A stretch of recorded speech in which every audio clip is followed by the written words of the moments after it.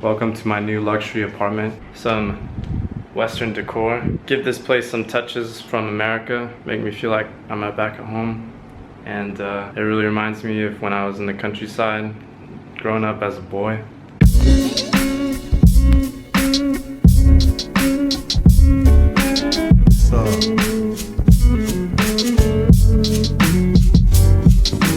What's going on YouTube? This is the hotel where I stayed at.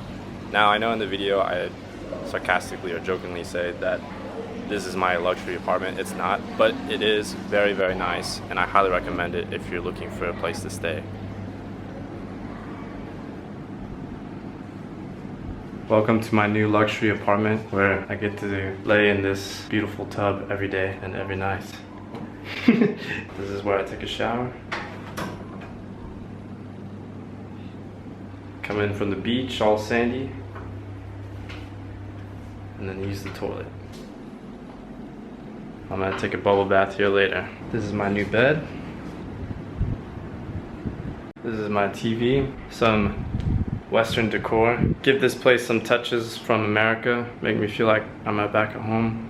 And it really reminds me of when I was in the countryside, growing up as a boy. And the smell of candles smells like my cousin's house. Here's a book that's put together by the hotel staff, which I thought added a very nice touch to this place, because it shows you from a local perspective where to go, where to eat, what to see, what to do.